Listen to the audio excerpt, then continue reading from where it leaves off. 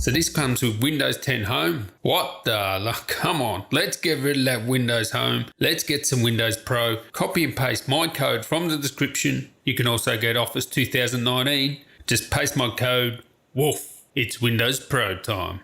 Tellyo there, champs. This is why you buy the XPS 15. It is a super powerful beast. So if you champs are new around here, come on, sub up, join the Word Train. I've got a lot more videos on this XPS 15 coming very soon. Review will be out tomorrow. I've compared the screen, done gaming reviews, content creation reviews. I've done everything on this XPS 15. No one's tested it more than me. So if someone else comes out with a review and they reckon they've done the testing, no chance. Because every waking hour has basically been testing this machine, and it's not even possible that someone done more testing. This is the i7 versus i9 comparison, and I went along with the narrative, and I even said it myself, but I was wrong. And the narrative was, only get the i9 if you got the work case for it. So if you got a multi-threaded load that needs extra 2 cores. No.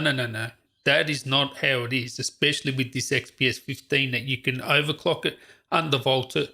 The performance is out of this world. I'll show you what's happening in Cinebench in a minute in terms of performance per watt. But the main thing here is, not only is it great in multi-threaded workloads where you would expect it to be, having the extra 2 cores, it is absolutely smashing it when it comes to single core. I'm talking single core speeds of 5 GHz. It can hit 5 GHz. Yes, you have to undervolt it, you overclock it, because this is overclockable. I thought, no way, what's the point of an overclockable CPU in this XPS 15? It's not going to get the most out of it. Believe me, it does. I mean, it wouldn't be the absolute most. Obviously, if you had a gaming laptop, you'd probably be able to get more out of it. But when you're hitting 5 GHz, and it makes an absolute massive difference. You'll see in the Photoshop benchmark later where it's basically single core, and it's really sensitive to frequency. When it's able to hit 5 GHz, it's actually of a magnitude faster than the i7. And that's basically mostly a single core test in that Photoshop. It's not a matter of if you got the worst case scenario, it's going to be faster in every scenario, especially in this XPS 15 where you can undervolt it and overclock it. Now what you see is we're doing a Cinebench run.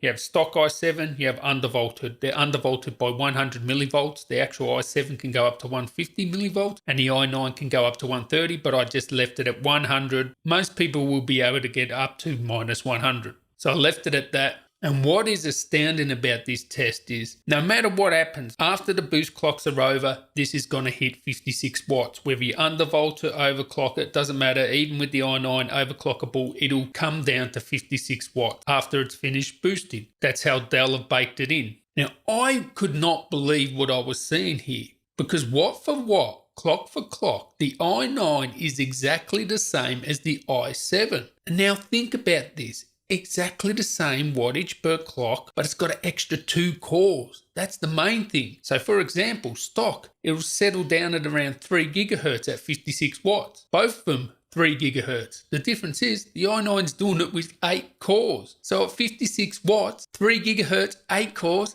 i7, 3 GHz, 6 cores. You would expect the i9 to be lower frequency. It is that much better in performance per watt. Not only that, it's nearly 10 degrees cooler stock. Now let's get on to it undervolted. 56 watts undervolted equals with both of them 3.4 gigahertz. So again, at the same wattage, 56 watts, we're getting 3.4 gigahertz on the i7 and the i9. And again, the i9 has 8 cores. That is blowing me away because I did not expect 8 cores to be able to perform the same frequency as the 6 cores. I expected it to be lower frequency. And it's even cooler again, with 8 cores going the same speed as 6 cores, same undervolt. It's not 10 degrees cooler now, but it's like 3 to 5 degrees cooler.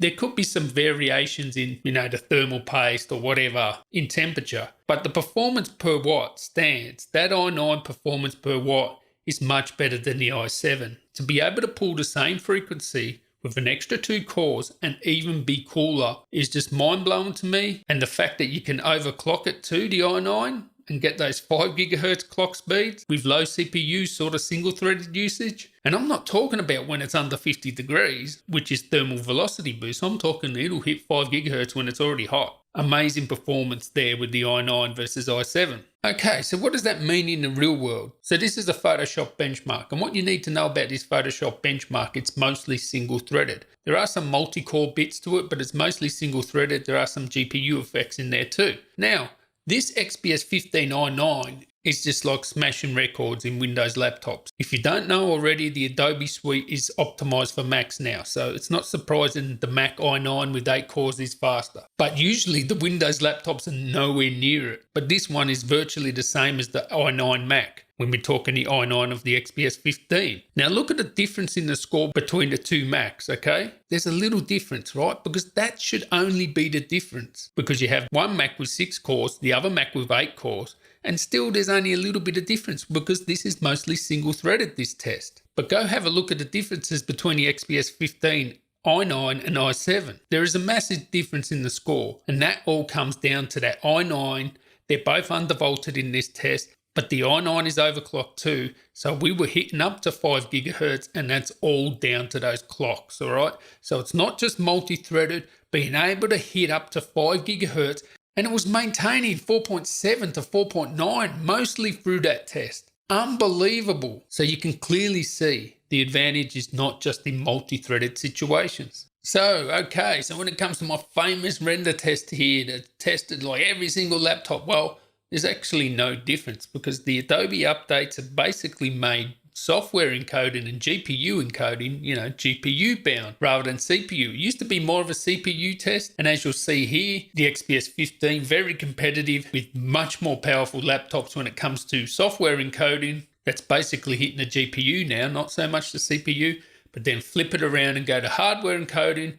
It's like right up there on top of the list there. So excellent performance from both of them. Doesn't really make difference 4-6 cores because we're not really hitting the CPU that much compared to what it used to be with the software encoding. So here we have Lightroom 74 RAW NFs to JPEG. So this is exporting RAW photos to JPEGs in Lightroom. And this is basically a CPU test. So it really pegs the CPU cores, all cores at once, like 100%. And as you'll see there, XPS i9 on top. These are the undervolted scores on both the XPS 15s here.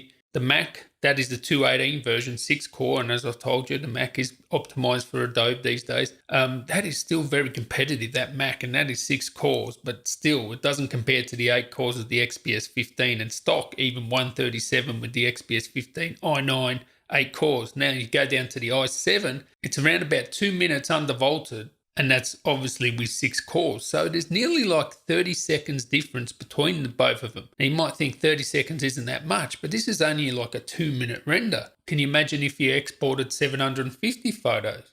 It'll be 10 times 30 seconds. Yeah, big gains there with the extra 2 cores and the extra performance per watt because it can maintain the same clocks, same wattage as the i7, get massive gains there. Okay, here is Puget Systems Premiere Pro benchmark. I suggest you go get their After Effects benchmark, their Photoshop benchmark, and their Premiere Pro benchmark because their Premiere Pro benchmark is epic. It plays back all the footage, all the different frame rates, ProRes, Red, Canon, every single bit of footage. It is so comprehensive. And as you can see here, the performance of the extra 2 cores plus the extra single threaded speed you can get equals a much better performance in Premiere Pro when, I doubt with H.264 stuff you're going to notice, but if you're going to ProRes or Red Raw footage or you're introducing a lot of CPU effects, the single core speed and the extra 2 cores, that's a massive difference between them. Now here is just basically CPU test. That benchmark was the overall system. This is just CPU, so it has 30 frames per second footage and 60 frames per second footage. Now the difference between the 30 frames per second footage on the top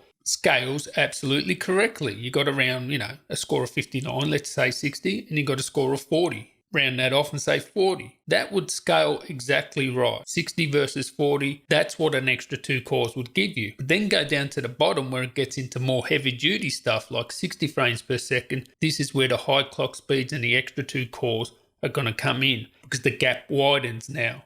It's nearly double the sort of performance there when it comes to live playback. And playback is the most important. Export, I really don't care about that much, but it's the playback, right? 31 versus 17 when it comes to 60 frames per second. So that extra 2 cores, high clock speed making the difference there again. Okay, now let's get into some After Effects. And in After Effects, there are tests for like Cinema 4D in there. So this tests the overall system, GPU and CPU. They've both got the same GPU, but this is the score of the i7. Then we'll flip over to the i9, and then I'll just amalgamate the scores together. I just wanted to show you this graph so you could go through all the sections. So you can see the Cinema 4D, the tracking, the warp stabilizer, the 3D tracking. So you could see individually each one. One thing to note I actually haven't told you is the i7 does have 16 gigs versus 32 gigs in the i9. Now that will make a difference, but I've already tested 16 versus 32, but that comes nowhere near accounting for the actual real difference between these two, because most of the time it was single figure difference, 32 gigs compared to 16.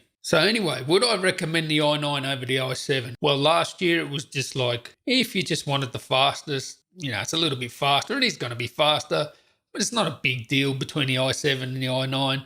This year, it's completely different, especially in this XPS 15, being able to undervolt it, being able to overclock it, the performance per watt, maintaining the same sort of clocks as the i7, but with an extra 2 cores and even lower temperature.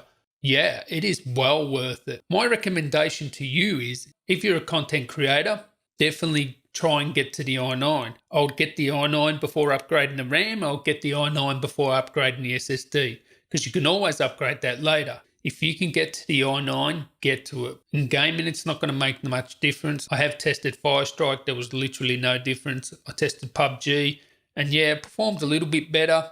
I will do a specific gaming video comparing the i9 and the i7 once the new BIOS comes out, and because I can't get matching BIOSes at the moment. So when the next BIOS update comes out, I'll be able to do that. There's not really going to be that much difference. The extra 2 cores doesn't make any difference. Yes, the performance per watt will, because you'll be able to maintain a higher clock at a lower wattage. But yeah, that i9 is worth it. Every single penny in this. And I was 100% wrong. It's not just for multi-threaded. It's just for everything all round. It is just a much better chip, and especially when you can undervolt it and overclock it. Amazing. Yeah, it really is amazing. And thank you guys. This was a lot of testing. I mean, this is hours of testing, but thank you guys for watching.